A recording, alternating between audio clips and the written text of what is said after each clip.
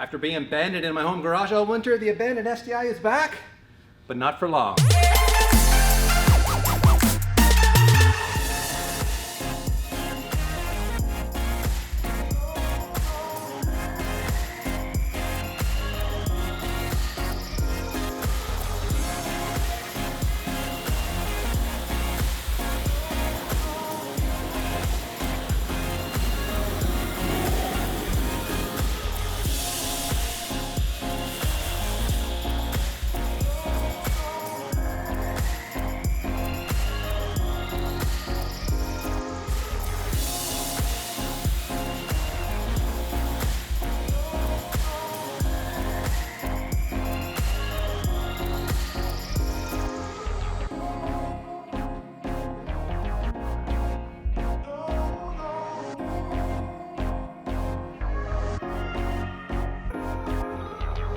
Man, does this thing clean up nice, or does it clean up nice? Looking good, DP. It does look really good, and those wheels were really dirty before, and I was kind of worried we wouldn't get the brake dust off them, but they cleaned up really well. And I guess that brings us to the point of this video, and that is that we're going to sell this car, which does make me sad because I've enjoyed it a lot.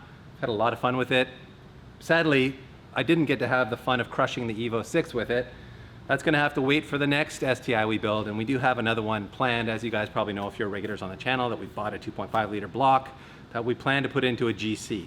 It's just time to let it go because we have so many other cars to build, and we don't know when we're going to get the Evo 6 back into one piece again. We're going to do it as soon as we can, but we have a bunch of other builds we've got to do first because we have commitments to sponsors that we need to meet because we're running a business around here. And we need the funds for the GTR and Supra are going to be pricey builds. They are pricey high. builds, for sure. We're not cutting any corners on those builds. They're going to be really nice. So you got to make sacrifices if you want to spend some money. So sadly, the abandoned STI is going to be not abandoned by us, but sold by us. And if you're interested in buying it, well, we're going to walk you through the car right now and show you everything that's wrong with it and everything that's right with it, because there is a lot of very high quality stuff on this car. It drives phenomenally well. Starting with the rolling stock, these are of course Enkei NTO3 Plus M. And the M stands for magnificent, because I do love these wheels. They look so good on this car. They just suit the style of an Yeah, STI. they're perfect. They are the perfect wheel. And I believe the specs were 18 by 9.5 plus 40. And then we did wrap them in these two 55/35 R18 Yokohama 808Rs. For brakes, we refreshed everything. So we put in new StopTech Sport rotors, StopTech Sport pads, and we rebuilt the STI calipers, which were in pretty bad shape, but they look much better now.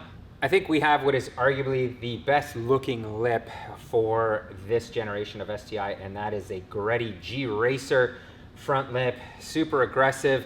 And you'll notice that this car, the fitment on these panels here isn't 100%, and that is because we fit up this Cobb front mount intercooler that's meant for, I think, 2011 and up models, and we had to do a bunch of clearancing. This car actually had fog lights previously. And what has happened here is I see some rusting. You look at this bolt here, DP. Yeah. I'm gonna have to change this out right now Tweaking because the LCD? Yeah, I can't sell a vehicle that looks like this and has a little bit of this rust. I agree. What I actually did is I took the same set of bolts and I clear coated them because these do tend to rust if they're outside in the elements. So I've clear coated them and they should now last. It's just a matter of swapping them out. Well, that looks a million times better. And if you just back up a little bit, DP, like 5 feet, you can see it looks pretty damn good. It's only when you get up close you can start to see the little things that tweak my OCD. This is, I think, an unmistakable part of this car and what makes it look so cool. And it is an agency power wing, which is kind of a WRC rally spec wing. It's got a nice carbon fiber insert there, and I just think it looks super, super cool. That paired with the diffuser that we have here from Veris Engineering, I think really makes this back end look super aggressive. And of course, we've got our dual I guess it's quad. It's a quad pipe Cobb exhaust system as well.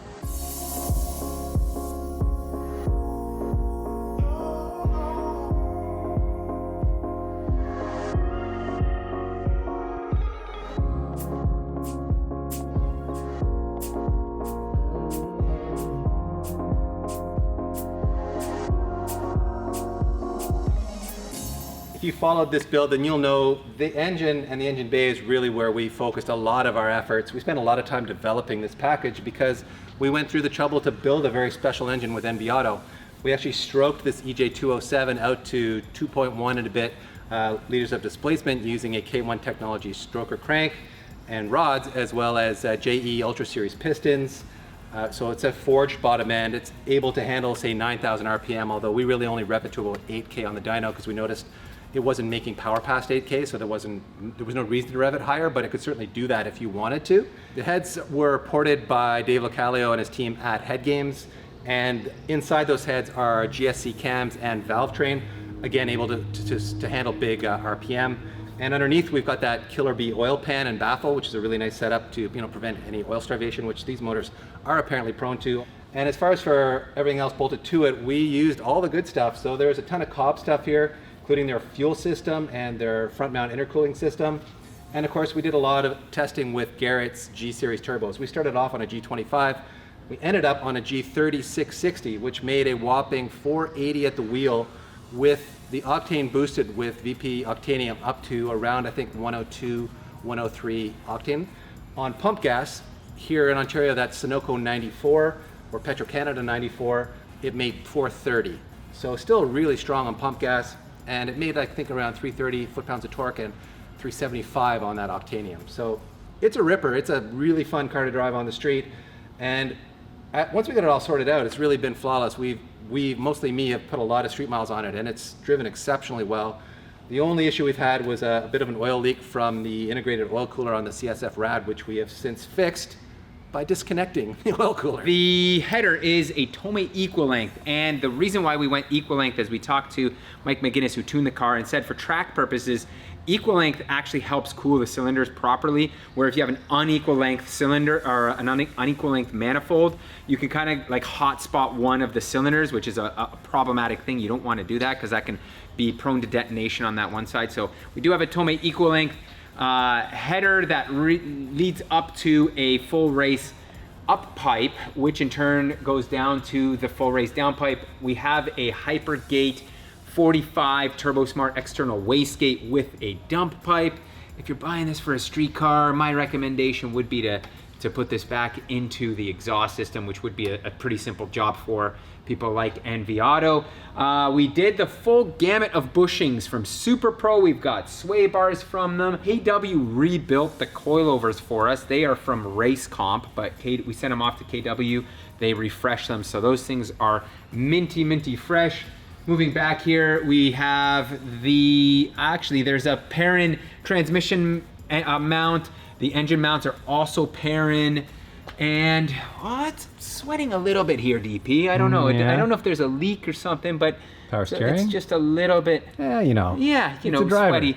And I mean, there was so much oil originally coming from the oil cooler lines that it did kind of like spray up it in here. undercoated the car a bit. It did coat it. Yeah. There was one day where it just like started, that fitting came loose and it sprayed a bunch of oil. It's rust everywhere. proofing. So, exactly. Cobb full 3-inch exhaust here. The shifter, I think we have a Northern Performance bushing in here, so it just tightens it up just a smidgen. And you can see underneath, this car is very clean. As I said, for Ontario Canadian standards, there is like very minimal surface rust. You can see in these areas here, it's not bad. Like this would clean up super quickly. You could blast this with some fluid film and you'd be good to go. Back here, same thing. Super Pro trailing arms. We did clean up the diff a little bit with some Pore 15 so it doesn't look as rusty. And as I mentioned before, we have ourselves a Veris diffuser. And I just noticed the exhaust system here is also a little bit grimy. Yeah, well.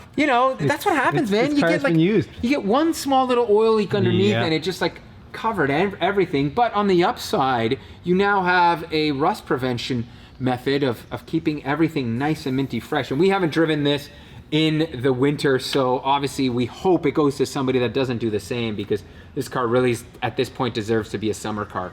Inside, it's mostly all stock other than our Cobb access port and our AEM air fuel ratio gauge. And there's some typical wear and tear on the plastics and stuff, but overall the interior is in excellent shape. The seats are still very nice. There's no tears or burns or anything like that. The car was well cared for before we bought it, and we cleaned it up as best we can, and really the interior is very nice. I should mention this car it's an 09, and it has 130,000 kilometers on the chassis, and of course the engine was rebuilt a couple of years ago. It has maybe 5,000 kilometers on it, so it's very low mileage and running great, as I already mentioned. You just want to do something about the head unit, because we never put in a modern Android style head unit, so I couldn't connect my phone to it and, you know, It is terrible. stream my podcast. But that's about the only gripe I could offer about the interior.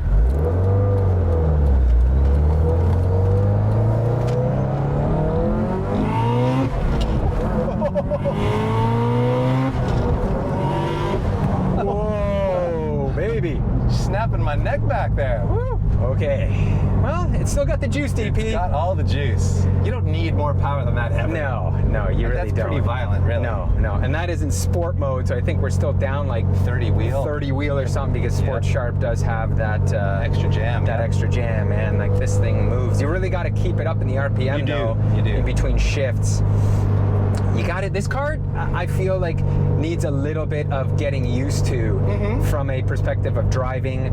I'll be the first one to admit, I think the clutch sucks in this car. Yeah, I don't love it either. It's a competition twin disc, which is a street clutch, but it's just, for whatever reason, it's just the engagement point is really, really small. We And talked to low. comp. They said, sure, send us the clutch back. We can realign everything. And it's like, okay, well, yeah, you got to pull everything out to get all that done. So we haven't done it. I think it's the one thing holding this thing back from being like a very, very good street car. I mean, you get used to it. I drove it enough last summer that I wasn't really conscious of it anymore. So I think if you drive it enough, you do get over it. Right. But it is annoying that first of all, they're slightly out, the two clutch discs are slightly out of sync. So like one engages before the other. Yeah. So it kind of feels like it's got two steps to it when you're releasing it. And the first one's like super gentle, right? It is. And then the second one's quite aggressive. So it takes some time to get used to. But if you're willing to spend some time with it, you do get used to it. Yeah, So for sure. I don't think it has to be changed out, but it is annoying. No question about it. It's annoying. Yeah, I think so, considering it's supposed to be like the perfect street clutch. I mean, the pedal feel is not bad. And see, like right there, you just have to be gentle with it. You really can't. Yep. Like there, you got to finesse it. You can't really, if you do this, for example, so you kind of gives you a little bit of that bog, You but have to that's be just me smooth. being lazy. So you got to be smooth with it. Yep. The ride quality in this car, I think, for what the coilovers are, is very, very good. It is very good. manageable. Yeah, I mean, it's, I think, slightly on the harsh side for a full-time daily driver because we have harder bushings in the car. Yes. And, you know, higher spring rates. But if you want a performance car that you can take to the racetrack, this is a very livable, dual-purpose car. Yeah. It's not so harsh that you're going to, like, be upset when you get to wherever you're going. But on a rough road like this, and admittedly, these roads are garbage. Yes, we where are our shop probably is. the worst roads. You know, over these Ontario. harsh seams in the road, you feel it, but it's not like you're gonna have a headache when you're done driving it. No, So it's not. It doesn't ruin the car for me, but it's for a hardcore enthusiast for sure. You can't get in this and expect it to be like a Lexus, which is kind of my measuring stick now. PT, everything is measured by the Lexus. So It's definitely not soft that, in my old age so. here. But it's certainly, I find, a good car to drive. I enjoy it.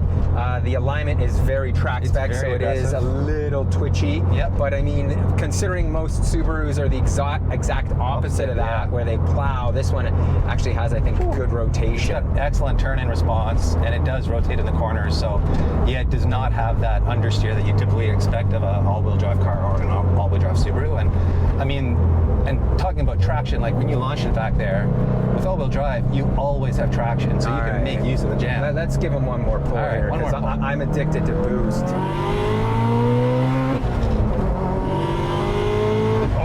Yes, this is good. God. This is good.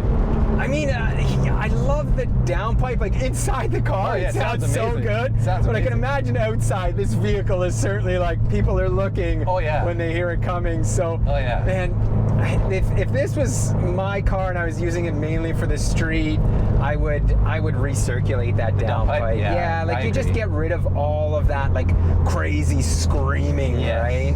It's fun for like a month or two just because it sounds so cool.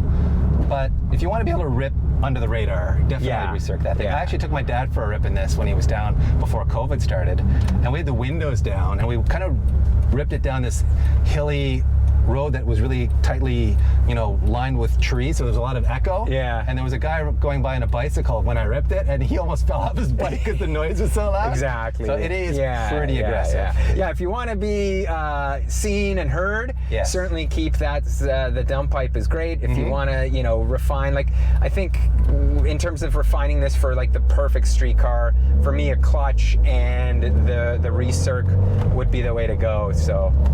Yeah, I agree. And then, I mean, other than that, man, it's really good. Yeah, man, like the shifter, the gearbox in these cars is always fantastic. Like this thing feels so good. Yeah. I wouldn't change a thing. I do like the racing shift knob. And man, you can really heal the rev match, I should say, on this thing very, very nicely. So. And I mean, the OE seats are excellent. They've got really good support. Yeah. They're in excellent condition. It's really ready to go for an enthusiast who wants a dual-purpose car, in my point of view. And like, you could put harnesses and a roll bar in it if you wanted to get really hardcore. But I think most people are more likely to go the other direction, and that is make it more of a street car. Yeah. It should also be mentioned that this car has AC, cruise control, everything is working and functional. So it will be a great street car and daily driver. I know it. I know someone, I have a feeling whoever's buying this is gonna buy it for a daily, because it is such a great car to drive. If you guys are interested, there's a ton more mods that I'm sure we have missed. Go back, watch the video series. It's actually a pretty good one. This is officially a Ferrari F430 killer. This thing did beat an F430, which is pretty incredible feat. Now, what's the price? Well, I think what we're gonna do is we're just gonna say we're accepting offers over 25K Canadian. We want ideally to sell this to somebody that's local, and at that price, I think it's a pretty good deal considering everything has been done. It's sorted, it's not a rusty chassis, it's not high mileage. You can go back, watch the video series to make sure and see that we've done everything to your specs. So that's where we're gonna start. Shoot me an email, peter@speed.academy if you're interested. Hit me up on Instagram and just throw me your best offer. So thank you guys. That is a wrap on this one. I hope you enjoyed this video. It made me a little nostalgic just thinking about this car. I am sad to see it go, but we have so many other projects and I think they're gonna be great. And we have a couple more for sale videos coming because we do need to clear out some more vehicles.